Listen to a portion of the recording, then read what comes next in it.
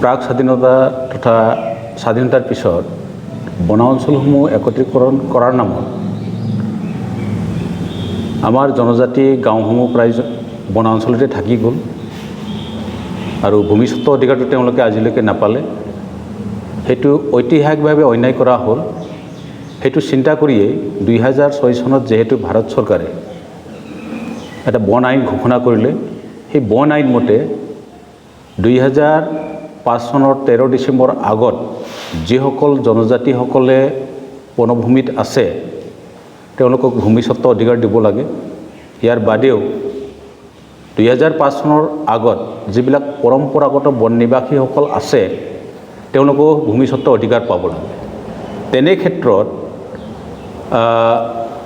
আমাৰ তথাকথিত বুলি ক'ব লাগিব প্ৰকৃতিপ্ৰেমী প্ৰণৱজ্যোতি শৰ্মাই বন্যপ্ৰাণী সুৰক্ষা আৰু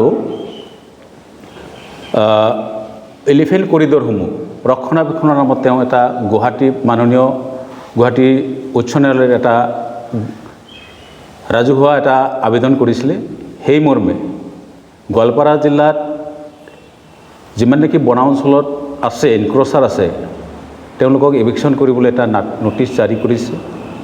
আৰু আমি আজি স্বচক্ষে দেখি আহিলোঁ যে ইভিকশ্যন কৰাৰ নামত ৰেভিনিউ অঞ্চলত থকা পৰা তামোল গছকে আদি কৰি মূল্যৱান গছসমূহ কাটি পেলাইছে, ইভিকশ্যন কৰিছে। সেইটো আমি সংযুক্ত বড়ো গণমঞ্চৰ ফালৰ পৰা গৰিহণা দিছোঁ। আৰু আমি গম পোৱাত তেখেতৰ যিটো আবেদন, সেই আবেদনৰ উল্লেখ আছে যে গোৱালপাৰাত যথেষ্ট সংখ্যক হাতী দাঁতৰ ব্যৱসায় চলে। আৰু তেওঁ এটা উল্লেখ কৰিছে যে গোৱালপাৰাৰ মানুহে হাতী মাংস খায়। সেইটোতো আমি জানো কোনো জনগোষ্ঠীয়ে আজিৰ তাৰিখত হাতী মাংস নাখায়। আৰু আমি তদন্ত কৰি গম পাইছোঁ, খবৰ লৈ গম পাইছোঁ ইয়াত কোনো হাতী দাঁতৰ বেপাৰো নচলে। গতিকে তেওঁ এটা ভুল এটা ব্যাখ্যা দিছে। আৰু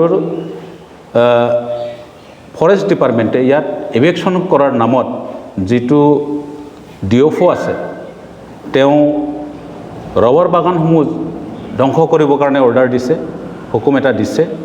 সেই ৰবৰ বাগানটো হৈছে অসমৰ অৰ্থনীতিত যথেষ্ট সংখ্যক অৰিহণা যোগাইছে।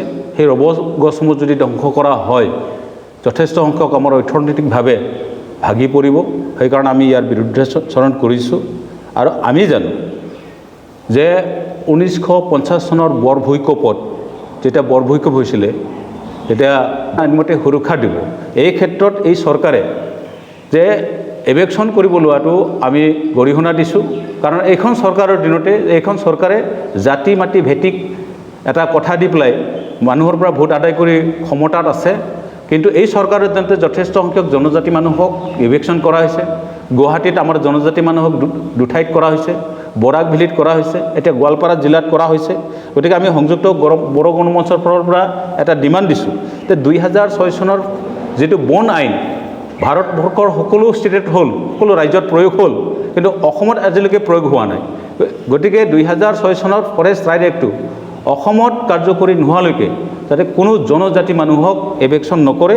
যদি কৰে ইয়াৰ বাবে আমি তীব্ৰতৰ গণতান্ত্ৰিক আন্দোলন এটা কাৰ্যসূচী ল'ম। আজি সেই ক্ষেত্ৰত আমি বিভিন্ন জেগাত মিটিং মাটাঙো কৰিছোঁ গোৱালপাৰা অঞ্চলত।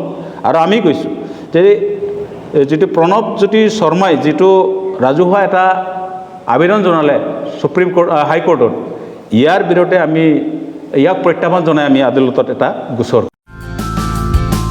बाजाज कम्पानीनि गुबुन गुबुन रोखोमनि बाइक सालायनो मोजां मोनग्राफोरनि थाखाय गोजोनथाव खौरां। अदालगुरि जिल्ला रौतायाव थानाय ब्रह्म अट'मबाइल्स बाजाज शोरूमा लाबोदों नोंथांनो खालि फुजानि दामाका स्पेशल अफार। खेबसेनो रां होना बायथारनायजों लोगोसे बेयाव फाइनान्सनि सुबिदाखौबो लानो हागोन। खोब खम बेसेनाव एबा 15,000 डाउन पेमेन्ट होनानै नोंथाङा बाजाज कम्पानीनि गुबुन गुबुन रोखोमनि बाइकखौ लानो हागोन। गोबांथार फोरमानलाइसि होनांगौनि गोनांथि गैया। बाइकजों लोगोसेनो फुजानि गोबांथार गिफ्टबो मोननो हागोन। गिफ्टआव थागोन हेलमेट गंसे, 3 लिटार पेट्रल आरो मोनसे गोसो बोगथाबनो हानाय अइल ट्यूब। बे स्पेशल अफारा 24 अक्ट'बरनिफ्राय 31 अक्ट'बरसिम सोलिगोन।